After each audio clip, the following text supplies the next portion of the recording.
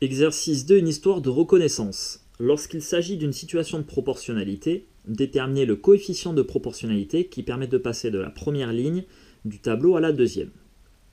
Alors, pour reconnaître si on est dans une situation de proportionnalité ou pas, deux options. Soit on te donnera un tableau avec des valeurs, et il faudra que tu vérifies que pour passer d'une ligne à l'autre, on multiplie par le même nombre à chaque fois non nul. Non nul, ça veut dire différent de 0.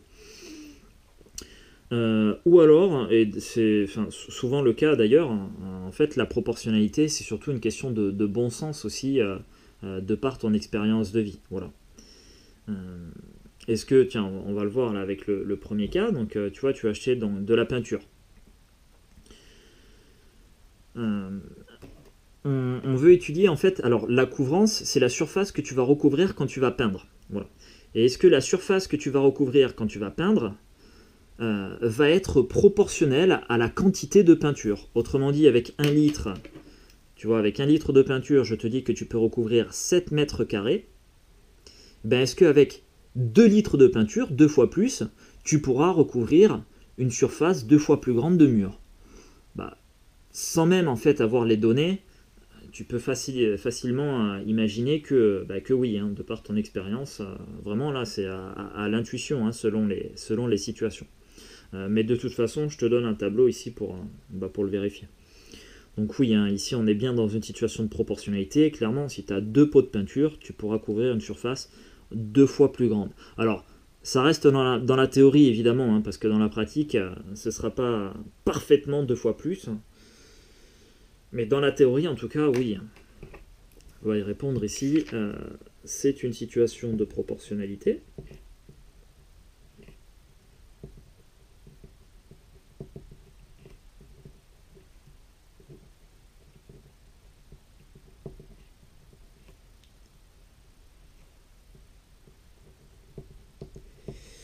Et du coup, on va déterminer le coefficient de proportionnalité qui permet de passer de la première ligne à la deuxième.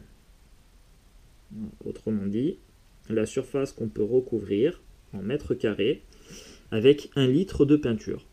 Ben pour passer de 1 à 7, on multiplie par 7. Et tu peux te rendre compte que c'est évidemment la même chose pour le reste. Pour passer, quand tu as 2 litres de peinture, tu vas pouvoir couvrir 2 fois 7, 14 mètres carrés. 5 litres de peinture, si tu multiplies 5 par 7, ça va faire 35. 10 multiplié par 7, ça va faire 70. Donc ici, notre coefficient de proportionnalité qui permet de passer de la première ligne à la deuxième, ce sera 7.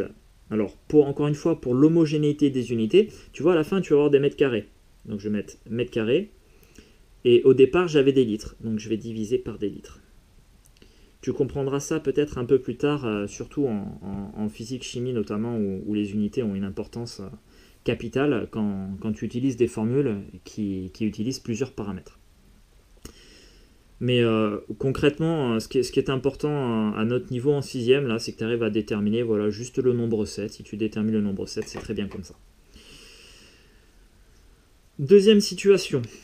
Alors, ici on parle des précipitations. Alors les précipitations, c'est la quantité d'eau qui tombe des nuages, la pluie en fait, voilà. Est-ce que les précipitations en millimètres sont proportionnelles à la durée en jours? Ben là encore, facilement, hein, de par ton expérience, tu peux savoir que non, c'est pas le cas. Il va y avoir un jour où il va pleuvoir une certaine quantité d'eau, le lendemain, si ça se trouve, il va faire beau, et il va pas pleuvoir tout court. Donc tu n'auras pas une quantité d'eau 2 fois plus grande, une quantité de précipitation 2 fois plus grande, si tu as 2 fois plus de jours, si jamais le lendemain il fait beau. Tu vois l'idée. Donc là, clairement, non, on n'est pas dans une situation de proportionnalité, et même pour t'en convaincre, si tu veux, tu peux regarder avec le tableau les valeurs. Alors, en un jour, je dis qu'il y a eu 3 mm de pluie. Donc ici, on a multiplié par 3. Tu regardes la colonne suivante, en 3 jours, il y a eu 9 mm de pluie. Alors là, tu vois, on multiplie encore par 3. Bon, bah écoute, c'est une coïncidence. Est-ce que c'est le cas tous les jours? On passe ici, sur 5 jours, tu as eu 14 millilitres de pluie. Donc il a encore plu les 2 jours suivants, sauf que pas à la même échelle, pas la même quantité. Pardon, j'écris par 3 par réflexe, mais non, ici, on ne multiplie pas par 3. Pour passer de 5 à 14, c'est pas multiplié par 3, puisque 5 fois 3, ça fait 15. Donc si tu veux le résultat, tu divises 14 par 5, et ça fait 2,8. Hop, je j'efface ici, donc on a multiplié par 2,8. Et ensuite, pour passer de 10 à 22, et bien cette fois, on a multiplié par 2,2. Donc tu vois, on ne multiplie pas par le même nombre à chaque fois. Pour les deux premières colonnes, c'était le cas, 3, 3. Pour les deux suivants, on avait 2,8, 2,2. Comme ce n'est pas le même nombre, on n'est pas dans une situation de proportionnalité.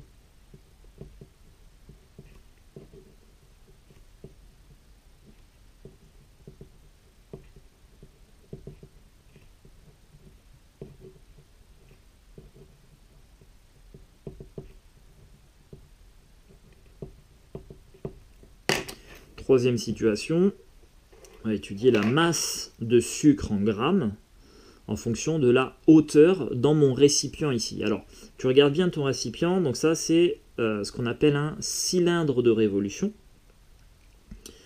Donc un cylindre de révolution, si tu veux, c'est à la base, tu as un disque, hop, tac, tu as un disque en bas, et c'est comme si ce disque-là, tu l'étirais sur une certaine hauteur. Hop, ici on a des bords droits.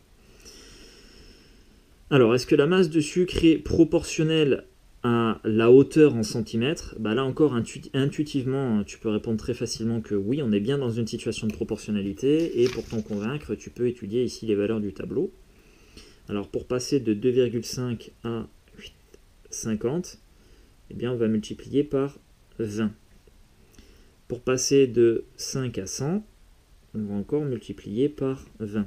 Pour passer de 7,5 à 50, bah, tu vas encore multiplier par 20. Alors, si tu as un doute, n'hésite pas à poser les calculs ou éventuellement les faire à la calculatrice. Quand tu as beaucoup de calculs comme ça à faire, en général sur la proportionnalité, tu vois, tu dois vérifier plein de choses. Bon, tu peux passer à la calculatrice pour le vérifier peut-être plus rapidement. Donc tiens, je te refais. Pour passer de 2,5 à 50. Donc la question qu'on se pose, c'est ça. Regarde, je te montre.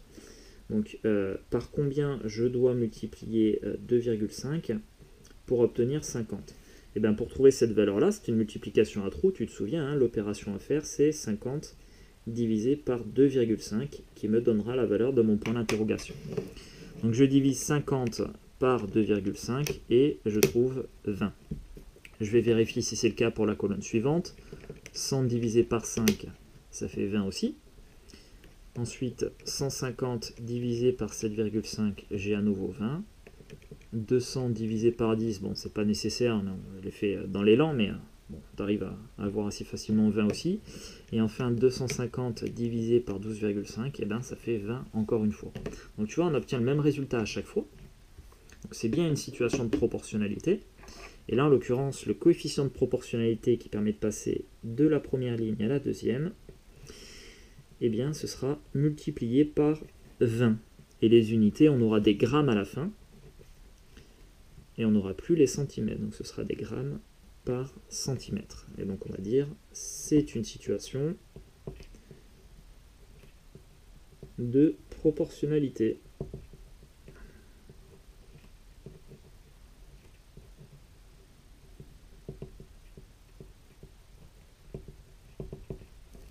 Et enfin, dernière situation. Je sais que je suis pas très bon en dessin, je m'en excuse encore, tu le sais maintenant, tu as l'habitude. J'ai essayé de représenter ici un rôti de porc. Et on a une petite pancarte là-dessus qui nous indique le prix au kilo. Donc quand tu vas voir le boucher pour demander du rôti de porc, il va te le découper, il va te le peser et il va te mettre le prix. Donc ici on a 9,5 € par kilo de rôti. Alors, est-ce que là encore on est dans une situation de proportionnalité? Par définition du prix au kilo, oui. Si tu achètes une quantité, une masse 2 fois supérieure de rôti de porc, tu paieras 2 fois plus cher. Oui. Et là encore, pour t'en convaincre, tu peux essayer ici de regarder avec le tableau. Alors, par combien on va multiplier ici 0,4 pour obtenir 3,8? Voilà la question qu'on se pose. Par combien je multiplie 0,4 pour obtenir 3,8? Eh bien, ça revient à diviser 3,8 par 0,4. Et on va obtenir 9,5 sauf erreur de ma part. Donc 19 demi, tu cliques sur la touche SD, hop, et on obtient 9,5. Voilà. Donc ici on a multiplié par 9,5. Est-ce que c'est le cas pour les autres? Alors, intuitivement, on pense que oui, hein, puisqu'on pense qu'on est dans une situation de proportionnalité. On le vérifie par le calcul. On divise maintenant 4,75 par 0,5. Ça fait à nouveau 9,5. Et enfin 5,7 divisé par 0,6. Alors 0,600 c'est la même chose que 0,6. 0,500 c'est la même chose que 0,5. Et on obtient à nouveau 9,5. Donc là, on est bien encore dans une situation de proportionnalité, où le coefficient de proportionnalité, ici, hein, pour passer de la première ligne à la deuxième, on multipliera par 9,5. Et on aura des euros à la fin. Hop. Et au départ, on avait des kilos, donc ce sera 9,5 euros par kilogramme, qui correspond tout simplement au prix au kilo qu'on avait ici. Hein.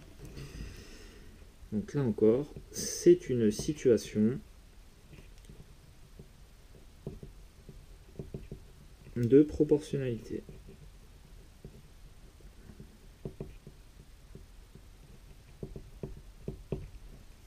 Ok.